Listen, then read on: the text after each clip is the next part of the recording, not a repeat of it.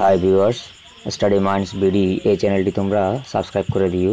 প্রিয় শিক্ষার্থীরা, 6 তারিখের নবম শ্রেণীর ডিজিটাল প্রযুক্তি সাজেশনটি এই সাজেশনটি কভার করার মাধ্যমে তোমরা অন্যদের থেকে এগিয়ে থাকতে পারবে। তার জন্য চ্যানেলটি সাবস্ক্রাইব করে পাশে থাকা বেল বাটনটি অন করে দিও। তো শ্রেণী হচ্ছে নবম শ্রেণী, বিষয় হচ্ছে ডিজিটাল প্রযুক্তি। একক কাজ নিয়ে আলোচনা করব। এক নম্বর হচ্ছে প্রথাগত মিডিয়াকে নিউ মিডিয়া কীভাবে প্রতারিত করছে। এবারে সাইবার অপরাধগুলো সম্পর্কে লেখো। সাইবার অপরাধের বৈশিষ্ট্যগুলো লেখো। 4 নম্বর হচ্ছে ডিজিটাল ফুটপ্রিন্ট কীভাবে পেশাগত জীবনে প্রভাব ফেলে ব্যাখ্যা করা। 5 নম্বর দেখতে পাচ্ছি সাইবার নিরাপত্তা আইনে প্রয়োজনীয়তা ব্যাখ্যা করা। 6 নম্বরে সাইবার অপরাধ ও সাইবার আক্রমণ থেকে আমরা কীভাবে নিরাপদ থাকতে পারি। 7 নম্বর বিভিন্ন ধরনের সাইবার অপরাধের নাম এবং মানুষের জীবনে তার প্রভাব নিয়ে আলোচনা। 8 নম্বর নন ডিজিটাল মাধ্যম এবং ডিজিটাল মাধ্যমে ব্যক্তিগত তথ্য নিরাপত্তা সংরক্ষণের জন্য একটি তালিকা তৈরি করা। জোড়াই কাজের মধ্যে মামুন একজন ব্যবসায়ী। সে তার ব্যবসার জন্য ইন্টারনেট ব্যবহার করে। সে বিভিন্ন ওয়েবসাইট থেকে পণ্য ক্রয় বিক্রয় করে। একদিন সে একটি ওয়েবসাইটে একটি নতুন পণ্যের বিজ্ঞাপন দেখে বিজ্ঞাপনের পণ্যটি খুব আকর্ষণীয় ছিল। মামুন পণ্যটি অর্ডার করে দেয়, কিন্তু পণ্যটি কখনো তার হাতে পৌঁছায় না। পরবর্তীতে মামুন জানতে পারে যে সে একটি ফেক ওয়েবসাইটে পণ্যটি অর্ডার করেছিল।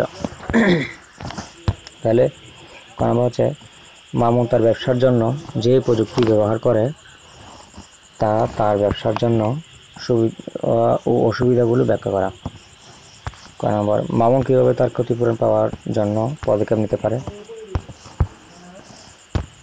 2 নম্বর হচ্ছে ডিজিটাল মাধ্যমে ফেক নিউজ রোধ করতে যে পদক্ষেপ নেওয়া যেতে পারে তার একটা তালিকা তৈরি করো।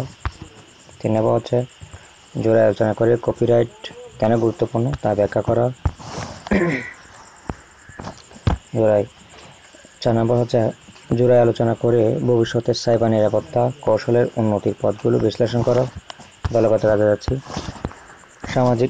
সামাজিক যোগাযোগ মাধ্যমে একটি ভিডিও ছড়িয়ে পড়ে। ভিডিওতে দেখা যায় একজন পুলিশ কর্মকর্তা একজন সাধারণ নাগরিককে মারধর করছে। ভিডিওটি দেখে জনগণের মধ্যে ক্ষোভ সৃষ্টি হয়। এই ঘটনার পরবর্তীতে গণযোগাযোগ মাধ্যম ও নিউজ মিডিয়ার মাধ্যমে প্রচার করা হয়। সামাজিক যোগাযোগ মাধ্যম কিভাবে গণযোগাযোগ মাধ্যম ও নিউজ মিডিয়ার সাথে সম্পর্কিত। ভিডিও ভাইরাল হওয়ার ফলে কী কী ঘটনার সূত্রপাত হতে পারে বিশ্লেষণ করা।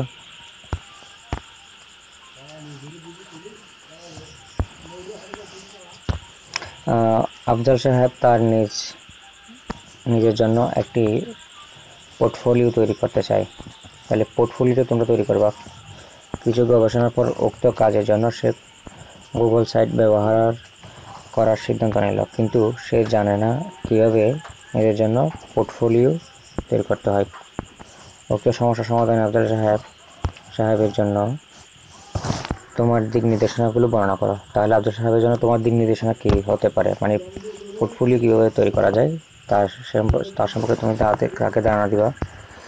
তো আমরা দেখতে পাচ্ছি 3 নম্বরে সাইবার অপরাধ প্রতিরোধে নতুন প্রযুক্তির ভূমিকা ব্যাখ্যা করা। 4 নম্বরে যে কোনো একটি বিষয় নির্ধারণ করা থাকতে পারে। উদাহরণস্বরূপ আমরা দেখতে পাচ্ছি কী, যেমন তোমার এলাকায় নেশাগ্রস্ত কিশোরদের তালিকা তৈরি করা, তোমার এলাকায় বিগত 1 বছরের দুর্ঘটনার তালিকা তৈরি করা। 3 নম্বরে তোমার এলাকায় সংঘটিত বিভিন্ন অপরাধের তালিকা তৈরি করা। 4 নম্বরে দেখতে পাচ্ছি তোমার এলাকায় সংঘটিত বিগত 1 বছরের বাল্যবিবাহ সম্পর্কে জানা।